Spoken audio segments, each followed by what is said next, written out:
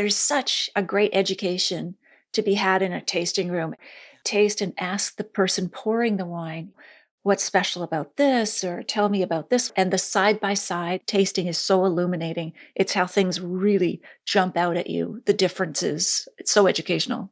I think that a deep love of wine really comes from doing side-by-side tastings. Yeah.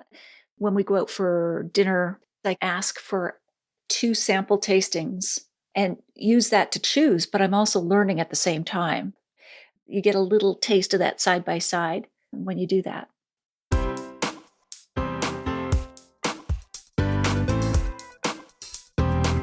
Do you have a thirst to learn about wine? Do you love stories about wonderfully obsessive people, hauntingly beautiful places, and amusingly awkward social situations? Well, that's the blend here on the Unreserved Wine Talk podcast. I'm your host, Natalie McLean, and each week I share with you unfiltered conversations with celebrities in the wine world, as well as confessions from my own tipsy journey as I write my 3rd book on this subject. I'm so glad you're here. Now pass me that bottle, please, and let's get started. Welcome to episode 213. How can tasting rooms help you expand your knowledge of wine? Which experiences led me to perfect the art of the outsider as a child?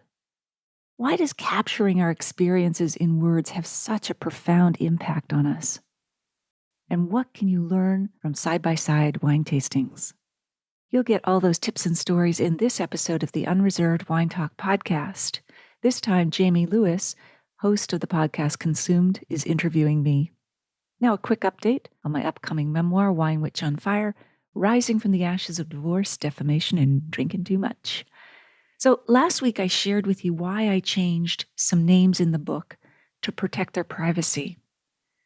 This week I'll talk about the people whose names I had changed initially, but then reverted back to their actual names in later drafts.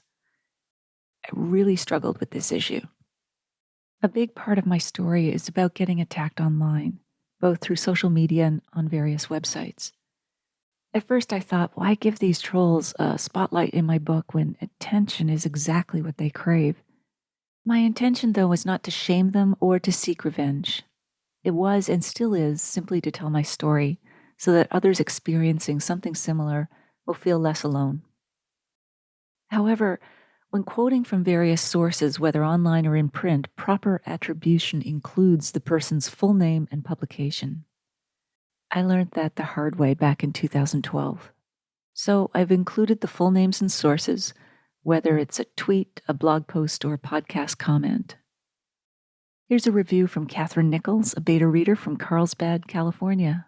Quote, "Wow, what a fantastic read. I could feel myself getting sucked into the horrible drama and wanted to help Natalie kick some butt. This is a must-read whether you've been trolled on social media, who hasn't, or just want to see how one woman handled her world crumbling but managed to just keep swimming. Brava, 4 stars. Thank you, Catherine." I've posted a link to a blog post called Diary of a Book Launch in the show notes at nataliemclean.com/213. This is where I share more behind-the-scenes stories about the journey of taking this memoir from idea to publication. If you want a more intimate insider seat beside me on this journey, please let me know you'd like to become a beta reader and get a sneak peek at this manuscript. Email me at natalie@nataliemclean.com. Okay, on with the show.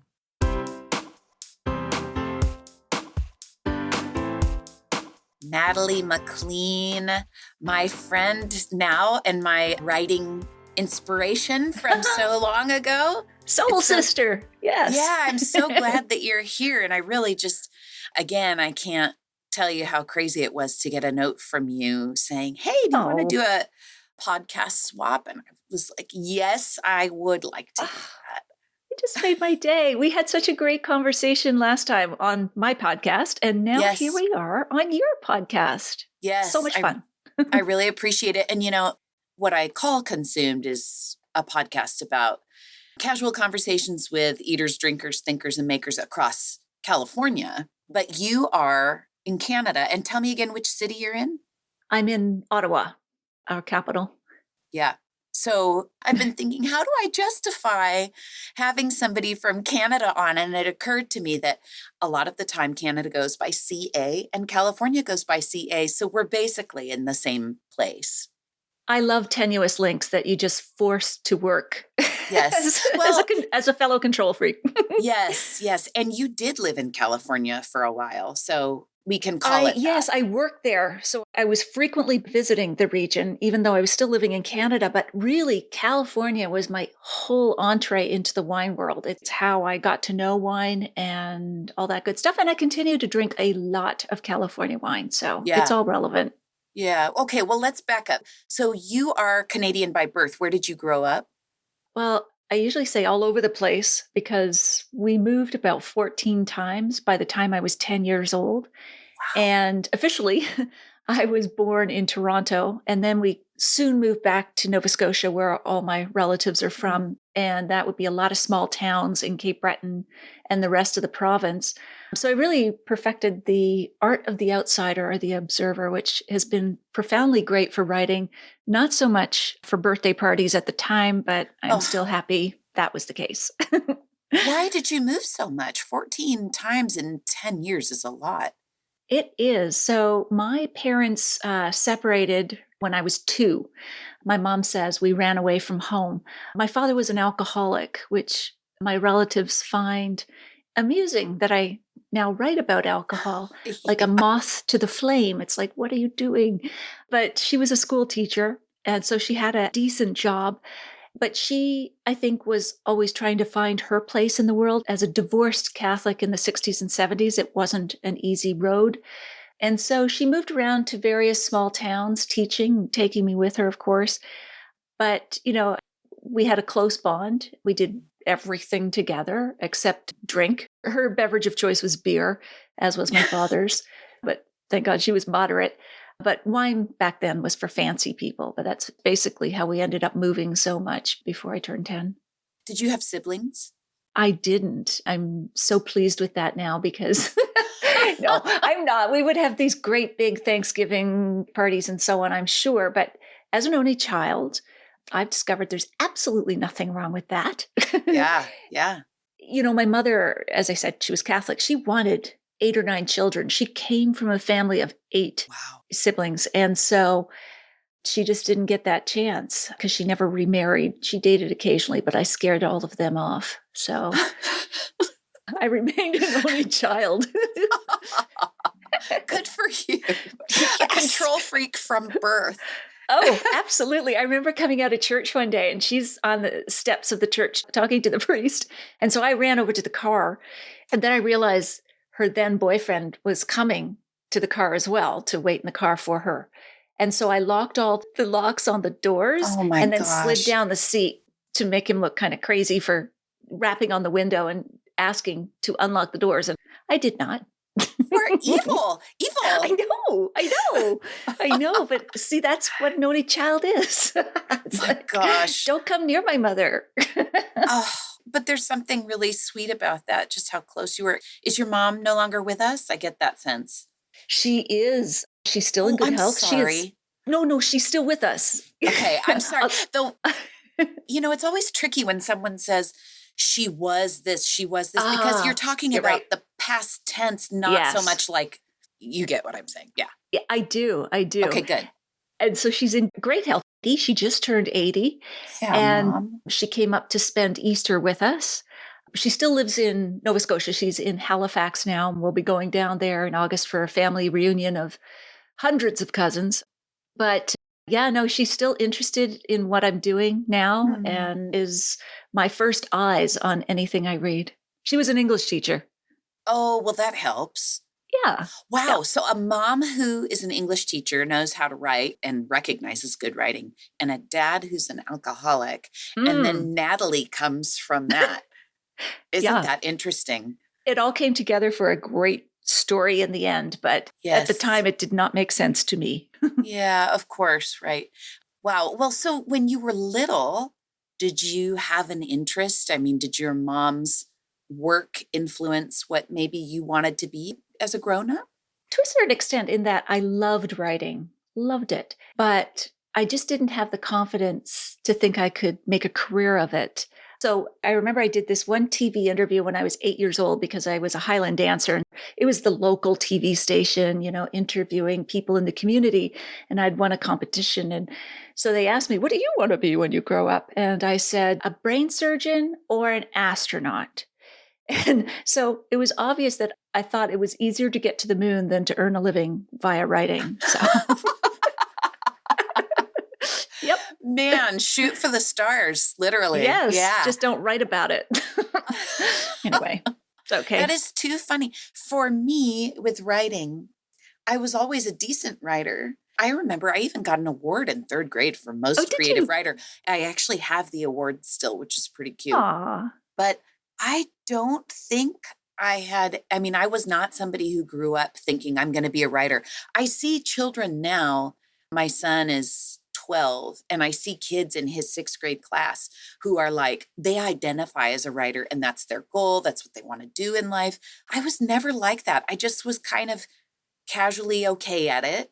And it's funny because my mom, speaking of great moms, my mom always pushed it just nudged it a little bit like, you're such a good writer. Have you ever thought about, and would just kind of put it out there from time to time, or would encourage me to use that skill. And I did not consider becoming a writer until I fell in love with wine.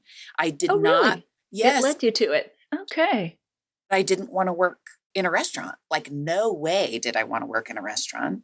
So if I wasn't working the floor somewhere, like, what's the point of having this certificate? So I was like, well, I know how to write and I love to read good wine writing. Seriously, yours included. And I thought, maybe that's something I could do. That's where it kind of germinated into the possibility of being a job for me. Oh, wow. I love that. The later in life. Yeah, I resonate with that. Mm-hmm. Yeah. And my mom is the first person I ask for advice about anything, really. And just a shout out to good, loyal, encouraging moms. Absolutely. They are an inspiration. And she inspires me in the way that I am a mother to my own son, who is now 23. But my goodness. The circle comes around, doesn't it? What's it like to have a 23-year-old? I mean, it must feel like yesterday that you had a baby. It was, actually. Yes, I was just in my teens. No. No, he was... Sorry. That never gets old. Vanity never gets old. No. Yeah, no, he followed his father's path. He's a science math guy. So he's completing his last year of computer engineering at Waterloo University. Yeah. And so, I've always tried to encourage him to write. But I think once you find your strength and you're rewarded for it, whether it's marks in school or praise or whatever, you kind of gravitate that way. But still, I proofread everything he gives me. Not that there's a lot anymore, but the greatest gift he gives me every Christmas, and this was by request the first time he did it, is a letter to me saying, his thoughts and feelings during the year, our interactions, whatever he wants to put into it. And I've saved those letters over the years. And it's just, I love it. That's like the most precious gift ever. It is. It is. Because our words are our personality on the page, and you can save it. It means more than any other thing I ever received during the holidays. Totally. We have something in common in that I believe his dad, a computer engineer as well, right? Yes, exactly. And my husband is a computer engineer. And it's so funny because you strike me as somebody who's pretty right brain, meaning, just, and I could be wrong about that, but left brain, I always remember what left brain is because it's linear and logical. Not that you're not linear and logical, but right brain is more big picture storytelling, nuance, and emotion a lot of the time. It's the feeling side of the brain. Would you say that that's accurate?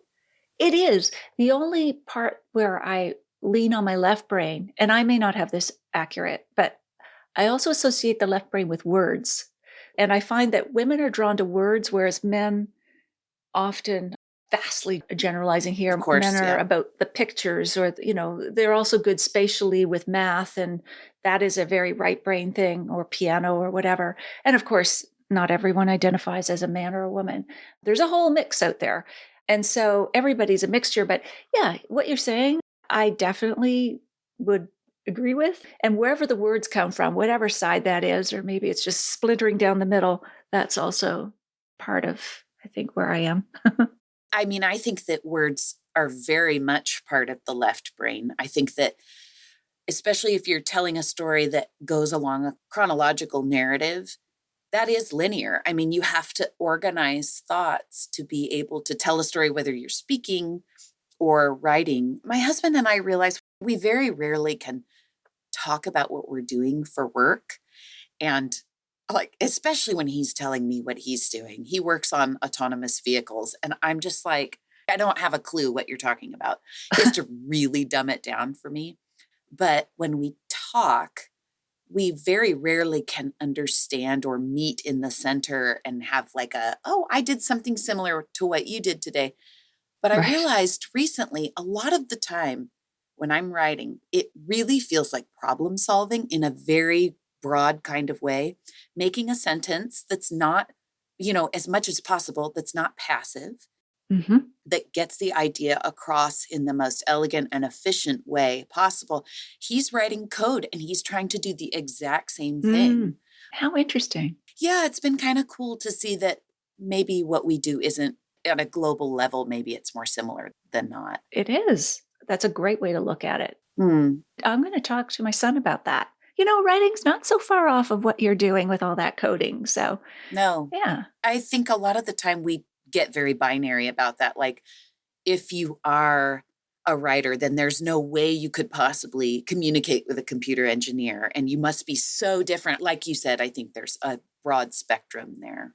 Absolutely. When I met my husband, I knew he was an engineer and I thought, we're not going to be able to talk. But I was wrong. He was very chatty. Yes, as one can be. Well, so you graduate, I'm so ignorant. Do you call it high school or is it called like secondary or? It's high school. Yeah, absolutely. Yeah. Okay. So you graduate and did you go to university right away? I did. I went to undergrad to Mount St. Vincent University in Halifax for a Bachelor of Public Relations because my mother impressed upon me that I should always be financially independent. So don't dilly-dally with an arts degree. Get something that's going to get you a job. So I went for something very practical, although, now in hindsight, I view arts degrees as very practical because they teach you to think, to analyze, to write, to express yourself. But at the time, I was like, no, what's going to get me a job? So I did that. And then I applied for a Rhodes Scholarship at one of my professors urging, and because I can never resist any sort of competition that started like early on, coloring contest, glitter glue. It's like, I'm all in it. Is there a prize? Let me enter. It's like, oh God. Okay. Anyway, so I got down to the finals, but wasn't selected. So I decided to go to Oxford anyway. And I studied the Romantic poets with Jonathan Wordsworth. Oh my goodness. There's a brand name or a tourist trap. I'm not sure which, but he was great. And then I went on to enrolled in the LLB MBA program at the University of Western Ontario, but dropped out of the law portion because I wanted to graduate. I met my ex-husband he wasn't my ex-husband then. He was still a potential husband. So I met him in the MBA.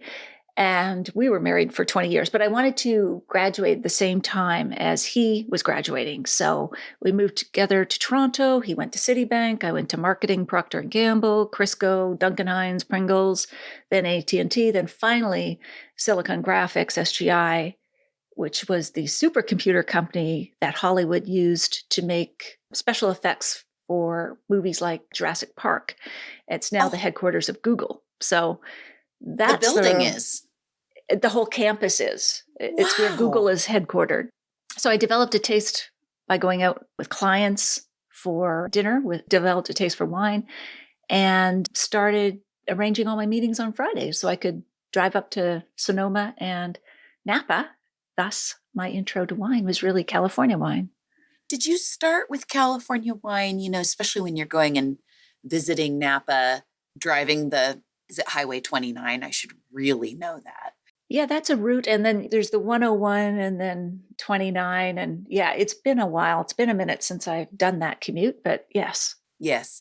And I've only spent really a little bit of time in Napa. I very much focused on, I've had far more international wine experiences, which it's just, that's where my heart is I love California wine, especially actually around where I live, Santa Barbara County, Paso Robles, and Beautiful. Edna Valley. Yeah, it's lovely and elegant.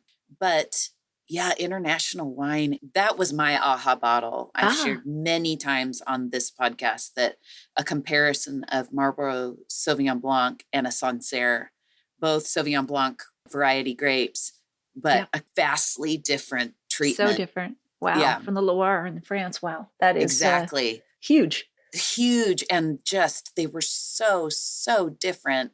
You almost couldn't tell that they were related, but there's this little thread of similarity that just, it enchanted me. Yeah.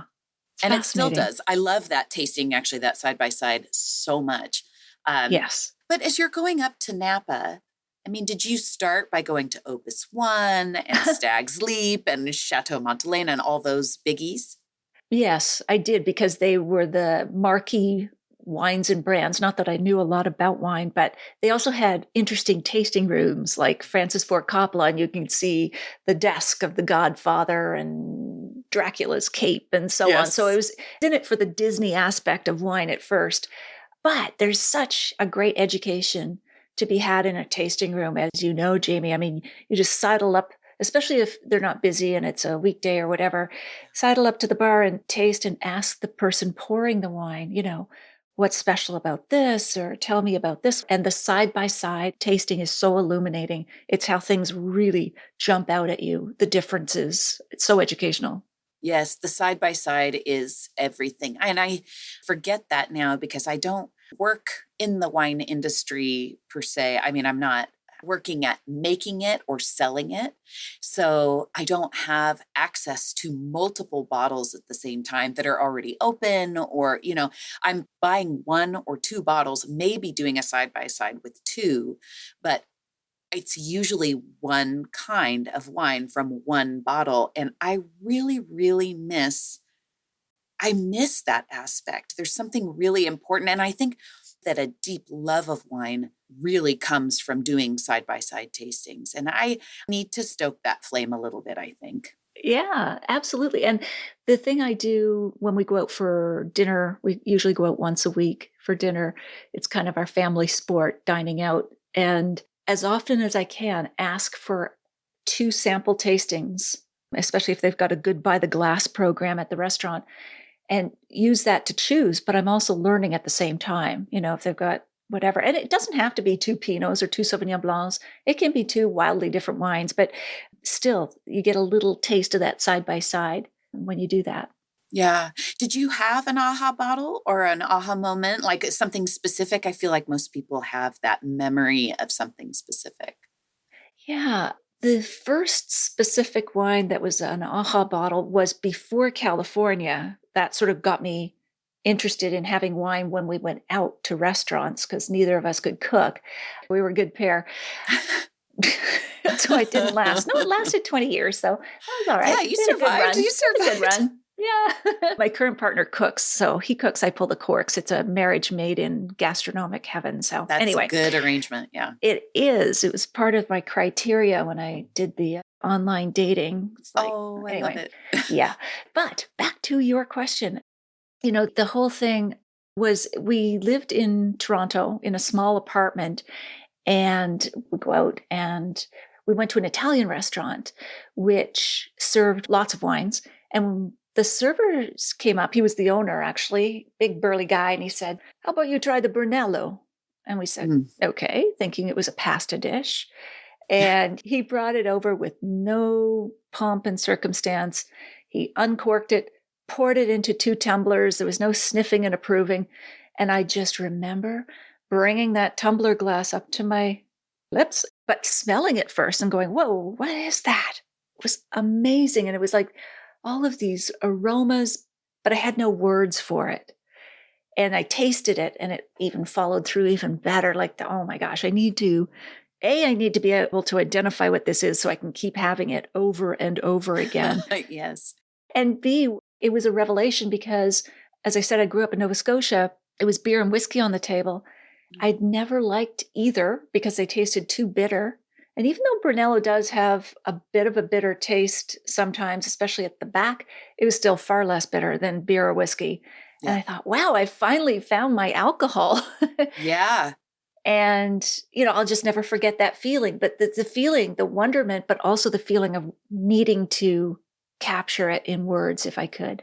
That's so interesting that that's where your mind went. It's just, I've got to, there's something important about writing about an experience like that Yes, because it makes that sensory experience last to a certain it degree. does. It Mhm. does. And, we're always searching to recapture that experience. Like that first, nothing will ever taste like that first Brunello, even though I've had better wine since. It's almost like that ratatouille scene in the cartoon movie where critic is eating ratatouille and takes him right back to mama's ratatouille. It's like there's so, as you know, our sense of smell and taste are tied directly to memory and emotion. And it will do that for you. But to your other point, Jamie, capturing experience in words, even though it may not ever fully capture it, there's still something of a release when we can do that. And it doesn't even have to be wine and food. I'm writing a memoir now. It can be a tough experience. But until you name and put words to that chaos or whatever it is you went through, I find it just ricochets inside you, inchoate, and just like, what was it? But when you finally get some words around it, there's a release and a relief, a feeling that you can partially recapture it or even move on if that's the case. Yes.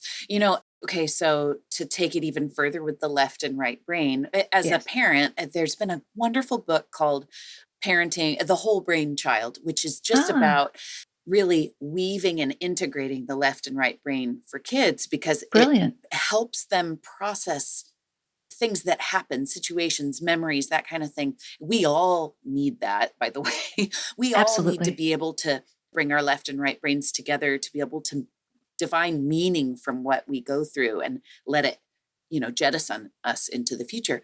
But one of the best ways to process and integrate the left and right brain is to write about an experience because here you're using your feelings, your right brain, and then you're also using your need to linearly, chronologically tell a story. And when you do them together, I think that's part of where that release comes from. It's a feeling of like centeredness, wholeness, Yes, and the word exactly. whole is related to health. I mean, it does brings about a certain level of mental health, I feel, when I process something through words. Oh, I love that. I'm feeling a little release listening to you now because I'm understanding why those two desires, when they come together, it's such a like a joyous moment. Like, Yes. yeah, And great. it's Thank you. the This is evolved, great therapy. yes, I'm very happy to Yes, do it. thank you. And it's the evolved brain. The primal brain is the one that works from just fight or flight. And when you Yeah. can link the right and left brain, writers, what I'm trying to say is we're far, far further ahead than any other kind of person. We are the most evolved. Yes. Yes, No, we are. but we No, do have a but leg it's up, true. that's for sure. Absolutely. And I just was in on a session with the writer Anna Quinlan, Oh, who's, yeah. written for the New York Times for several decades, has several international best-selling books, and she has a new book out that is a partial memoir, partial how to do it. It's called Write Your Life. And she aims at what she calls civilians, non-writers, and she doesn't mean it in a snobby way. She believes everyone can benefit from writing and that we've moved away from writing. Everybody used to keep a journal, or people would send these long letters when we didn't have the telephone way, way back. And she believes that the process of writing is not only cathartic, but that it's something that can help you make sense of your life and that everyone should do it or try. And it doesn't have to be writerly or published or anything, but that you will feel that profound sense of, I don't know, peace, I think. Yes, I'm going to look at that. Thank you for sharing that resource, and I'll share that with Sure. listeners too. Well, we're talking so much about writing. I want to know at what point did your work in Silicon Valley and, all of this technical, it sounds like pretty technical marketing, how did you switch into believing that you could be a professional writer? I had to go without sleep for a month. I was on maternity leave. Yeah. So nothing and everything made sense. So before I went on maternity leave, I'd become so enamored of wine that I had taken a sommelier course just for fun at night with no intention to write, but I did the whole program. It was multiple courses. And so while I was off on maternity leave, I wanted to keep my brain engaged. In Canada, we're very fortunate in that we have long maternity leaves. And being an A-type, I had never taken any vacation, of course. So I had 6 weeks accrued of that. And I was off for almost a year. So wow, that's it amazing. was glorious, yes. Yeah. And it was great to be with my son and all of that. So my first article was pitching a local food magazine, Wine on the Internet. This was back in the Paleolithic era when that was actually a story angle. Wine on the Internet. Tell us about it. What is that, like 98, 2000, something like that? Okay. Yes. So I did little case study stories about wine.com and how easy it is to learn about wine. Look at all the blogs. So that led to a regular column in that magazine. And then I just got really old and started cold calling other editors at other magazines and newspapers. And one thing I learned at SGI was call high, because it's okay if you can get through to the top editor. It's better if that person passes your referral or your query, your pitch down the line rather than trying to go up. So I did that. I would contact not the publisher, the editor-in-chief, but I would contact the most senior Deputy person I editor. could find. Yeah. And that worked. I got assignments. I had fun. And by the time my maternity leave was up, I decided not to go back. I thought I could make a go of writing, even though really I was supported by my husband at the time, who was, in venture capital, thank God. But it just made sense from every perspective. I could be home with my son. I could do something that I really love to do. I finally got the vote of confidence I needed to actually do it and think I could get paid. So that's what I did. Took the jump then. We need those breaks, I think. We need those, whether self-imposed or through something like maternity leave, a chance to separate from life as we know it. I think that really helps to kind of crystallize, okay, what do I want to do? And how could I go about starting a career? I really believe in that. I mean, that is good advice, I think, for any writer. If you're trying to get out of something like a 9-to-5 job or whatever it is that you do that you're trying to get out of, I would say do the homework first. So you had already been studying for a sommelier course, and I did the same thing. Nights and weekends, I was studying. So do your homework first, and then either impose a break on yourself, save up the money to be able to take some time and just pitch like hell.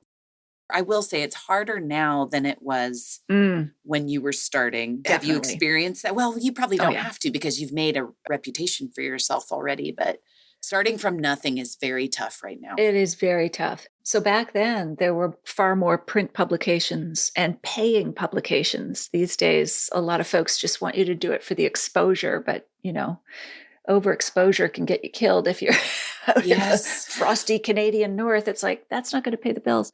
So it was a different landscape back then. And these days, I write for only one magazine today because I focus all my efforts on my own platform, the website and that sort of thing. And that's how I earn my living, is through my own platform. I was fortunate to have that intersection between technology and the writing to understand that having a website was important, eventually mobile apps and the rest of it. So my timing was very fortunate. Today, it is much harder to break in. And I do have a number of women who I've tried to mentor and have put into columns that I used to write, because it's so hard to even break in. And, even a high profile, non-paying column sometimes is hard to get, just the so-called exposure. So yeah, it's a different world. Yeah. It's a very different world.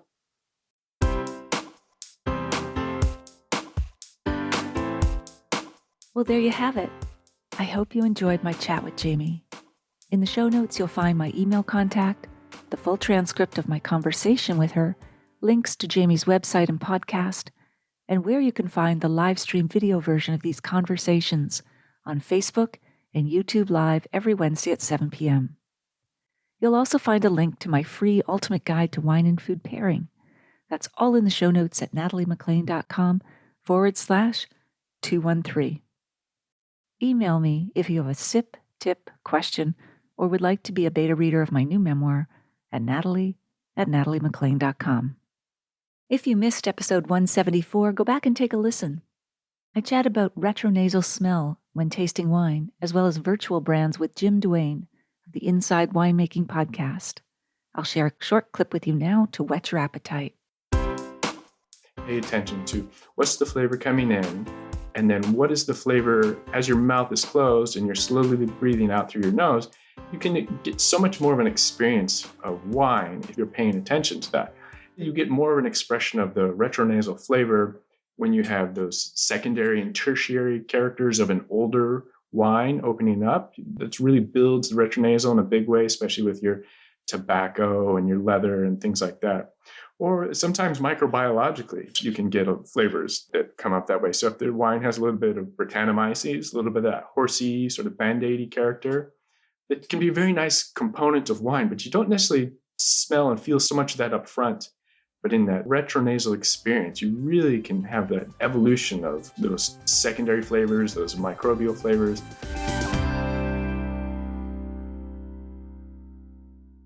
If you like this episode, please email or tell one friend about it this week, especially someone you know who'd be interested in the wines, tips, and stories we shared. You won't want to miss next week when we continue our chat with Jaime Lewis.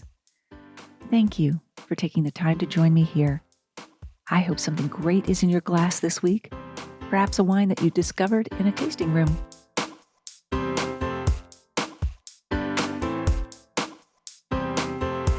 You don't want to miss one juicy episode of this podcast, especially the secret, full-bodied bonus episodes that I don't announce on social media.